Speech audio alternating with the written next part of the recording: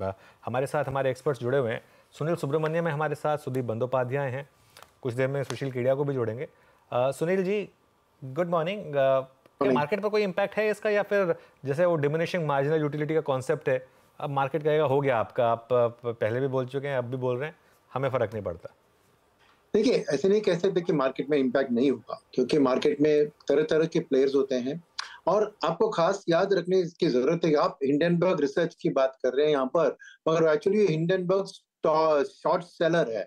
यानी रिसर्च की बात छोड़िए, उसका एक इकोनॉमिक कमर्शियल रीजन होता है कुछ भी रिपोर्ट करने में। तो वो चाहता है कि मार्केट करेक्ट करे, तो उसने शायद short position either gift Nifty या सिंगापुर निफ्टी या फॉरेन में इंडियन मार्केट के ऊपर लिया होगा, ये क्लियर है। और उनकी जो सोच है कि आप आगे जाके इसका कोई सुप्रीम कोर्ट में जाके करना, उसके इंटरेस्ट नहीं है। उनका खाली प्रॉफिट बनाना है शॉर्ट करके मार्केट के, उसके बाद गिरने के बाद जाके कवर करो, राइट। अब उस हिसाब से कुछ और हेज फंड्स हो सकते हैं जो इस बेसिस पे मार्केट में बेच सकते हैं कल। तो मेरे ख्याल में ये मार्केट का रिएक्शन को जज करना मुश्किल है, मगर साफ ये कह सकते हैं कि क्योंकि एक शॉर्ट सेलर ये काम कर रहा है, मार्केट में जितने भी पार्टिसिपेंट्स हैं लॉन्ग टर्म के, उनको जाके खरीदारी करनी चाहिए, तभी उनके जो इच्छा है कि मार्केट करे और वो लाभ उठाए वो बेफिजूल हो जाए।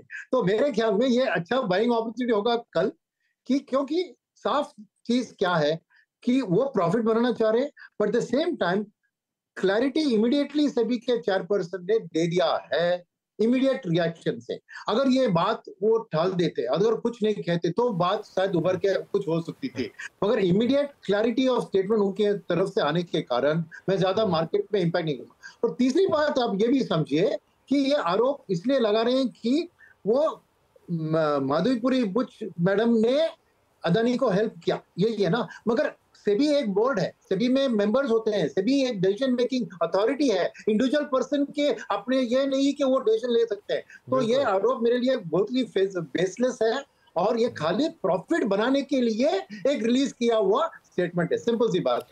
नहीं, बहुत ये पॉइंट भी है विपिन जी, बिल्कुल। देखिए, सेबी में ऐसा नहीं है कि बस जो माधवीपुरी जी ने बोल दिया वही हो जाएगा, एक पूरा बोर्ड है वहाँ पर, वो पूरा बोर्ड डिसीजंस लेता है, ठीक है। और दूसरी बात, खैर ये बात तो क्लियर है कि हिंडनबर्ग एक शॉर्ट सेलर है, और वो पोजीशन लेता है अपनी, शॉर्ट करता है, उसके बाद रिसर्च निकालता है, लेकिन वो अपफ्रंट उन्होंने इस चीज़ को क्लैरिफिकेशन भी दिया है।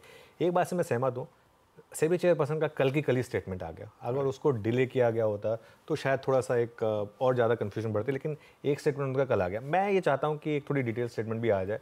मेरा ये मानना है कि एक डिटेल स्टेटमेंट शायद हो सकता है आज ही आ जाए, या कल शायद एक मार्केट ओपन होने से पहले अगर आ जाए तो वो ठीक रहेगा। इसमें बस एक चीज़ मैं कहूँगा, इसको ना हमको इस तरीके से नहीं देखना चाहिए कि मैं बहुत पढ़ रहा हूँ ट्विटर पर, और मेरे भी जो सोशल मीडिया फीड पे है उस पर बहुत लोग इसको ले रहे हैं अस वर्सेस देम, कि अगर अच्छा अब उन्होंने शॉर्ट किया है, अब उनको पैसा नहीं बनाने देंगे हम, ठीक है। इसको बस इस तरीके से ना लें, ये थोड़ा सा इस चीज़ को समझ कर एक्ट करें। लेकिन खैर थोड़ी सी और डिस्कशन कर लेते हैं। आई थिंक सुदीप जी भी हमारे साथ। राइट। तो सुदीप जी, एक ओवरऑल इम्पैक्ट अगर दो ही देखिए, दो फैक्टर्स हैं, अडानी ग्रुप यहाँ पर जो सीधा सीधा इम्पैक्ट होगा, वहाँ पर कल आप क्या देखते हैं, एंड ओवरऑल मार्केट की तो हम बात कर ही रहे हैं।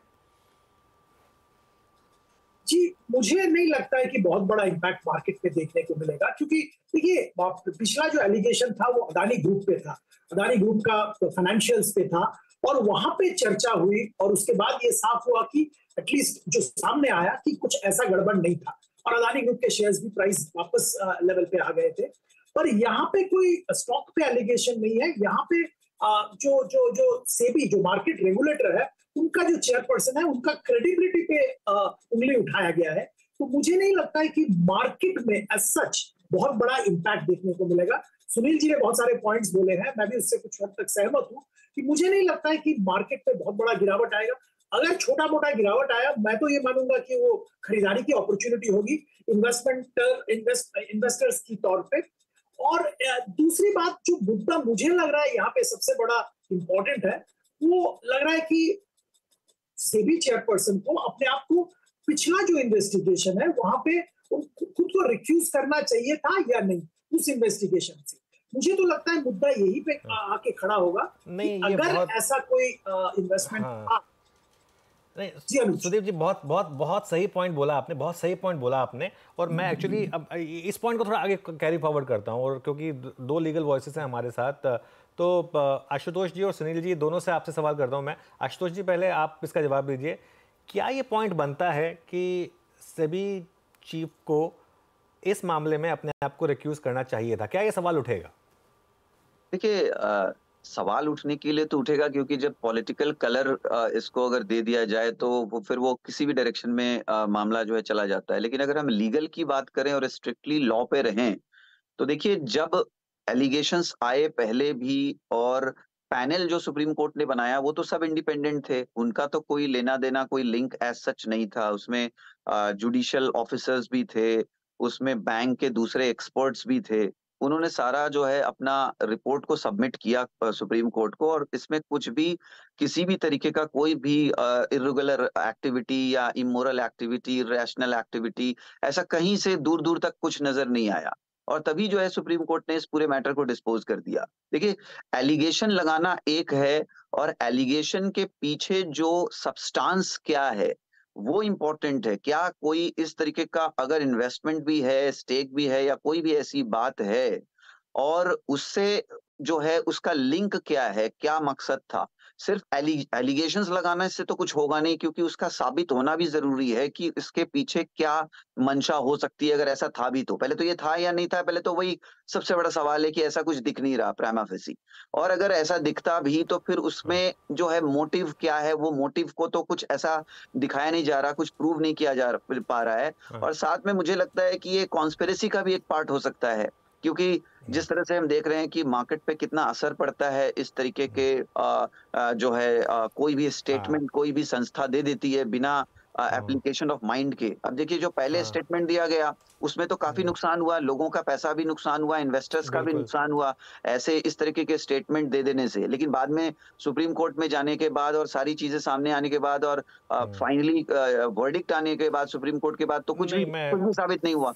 लेकिन इस बीच में नुकसान कितना हुआ लोगों का, मार्केट का कितना नुकसान हुआ, इकोनॉमी, कोलैटरल डैमेज, वो सब कोलेक्ट्रल डैमेज था मार्केट में ऑब्वियसली। मैं लक्ष्मण जी आपके पास भी आ रहा हूँ, लेकिन इस आर्गुमेंट को पहले एक बार थोड़ा सा फिनिश कर लेते हैं। सुनील जैन जी, क्या ये मामला उठेगा कि वापस इस पूरे मामले की जांच कराई जाए? क्योंकि ऑब्वियसली ऑपोजिशन भी ये मांग करेगा, तो उसमें पॉलिटिकल एंगल भी है, लेकिन क्या प्राइमा फेसी एक मामला बनेगा कि वापस इस पूरे मामले की जांच हो? सुनील जी, आप शायद म्यूट पर हैं। सॉरी, जरूर मैं एग्री करता हूं आपसे, और जरूर ये एक मामला बनेगा और डिटेल इन्वेस्टिगेशन दोबारा कैरी आउट की जानी चाहिए। इंडियन ज्यूरिसडिक्शन में आके अपना रजिस्ट्रेशन करा के एफिडेविट्स के थ्रू आप जो भी एलिगेशंस लगाना चाहते हैं उनको स्वेयर इन कीजिए और सारे के सारे फैक्ट्स सामने रखिए। इन सभी फैक्ट्स पर बहुत ही विस्तृत तरीके से जांच हो। डिटेल स्टेटमेंट जिसका आपने जिक्र किया वो आएगी, तो फिर उसकी भी जांच हो, और जो भी स्टेप्स लिए जाने हैं रेक्यूजल को लेके, कॉन्फ्लिक्ट ऑफ इंटरेस्ट को रिजॉल्व करने को लेके, वो सब स्टेप्स लिए जाने चाहिए।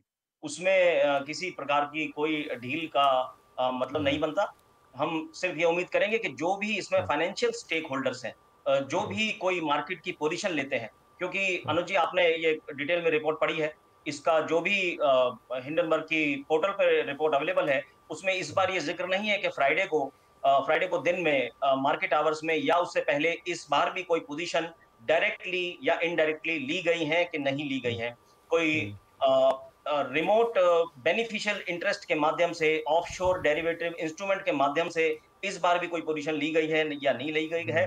और अगर क्योंकि फाइनेंशियल इंटरेस्ट इसमें शामिल है, तो आपको चाहिए कि आप इस मैटर को रिजॉल्व कराएं, इंडियन ज्यूरिसडिक्शन को सबमिट करें, जो रजिस्ट्रेशन इक्विटी ब्रोकरेज हाउस के रूप में बनता है। बाकी सभी रेप्यूटेड हाउसेस लेते हैं, आप भी लीजिए, सामने आइए, एफिडेविट पे अपनी बात रखिए। और फिलहाल मैं दो छोटी बातें आपकी परमिशन से बोलूंगा। पिछली बार का $3.5 मिलियन या $4 मिलियन आप फोर्क आउट कीजिए, उसे टेबल पे रख दीजिए, इन्वेस्टर एजुकेशन प्रोटेक्शन फंड में डालने के लिए टेंडर कर दीजिए। और इस बारी भी क्या पोजीशन ली है उसको आप हर पेज पे बताइए। मैंने खुद आपके ग्रुप में देखा है कि आप स्वामित्व और प्रबंधन का डिस्क्लेमर हर बार एक टॉप निफ्टी के शेयर को डिस्कस करने के समय देते हैं। इसलिए क्रेडिबिलिटी और क्रेडेंशियल एस्टेब्लिश करने के लिए कोई लिमिट नहीं होती, कोई क्वांटिटी नहीं होती। आपको जितनी बार भी देना जरूरी समझते हैं उतनी बार उसको दीजिए। मैं एक छोटी सी बात आपकी परमिशन से रीड पर बोलूंगा, अगर आप परमिट करेंगे तो। हाँ बोलिए बोलिए बोलिए, फटाफट बोलिए। जी, मैं ये कहना चाहता हूँ अनुज जी, आपने पिछले कुछ सालों में देखा होगा कि हमारे यहाँ जीएसटी की रेजिम जो 2017 से चालू हुई, वो हर साल उसमें कुछ ना कुछ प्लस माइनस कुछ ना कुछ इंडस्ट्री के फीडबैक के बेसिस पे कुछ स्टेप उठाए जाते हैं। इसी तरह से एक इंटरनेशनल फाइनेंशियल सर्विस सेंटर यानी गिफ्ट सिटी को और ज्यादा डीप रूटेड करने के लिए हम हर साल टैक्स की रेजिम में और रेगुलेटरी रेजिम्स में कुछ ना कुछ काम करते हैं।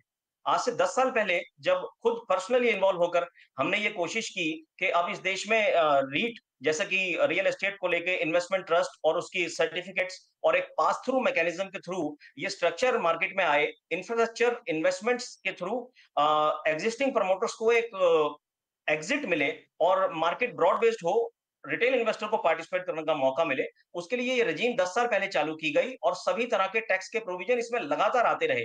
जैसे गिफ्ट सिटी और जीएसटी में आप देखते हैं लगातार, और समझ वो गया मैं आपकी बात काम है वो लगातार चलते ही रहते हैं और आगे भी वो मैं इसमें समझ गया। ओपनिंग अप का गुंजाइश है।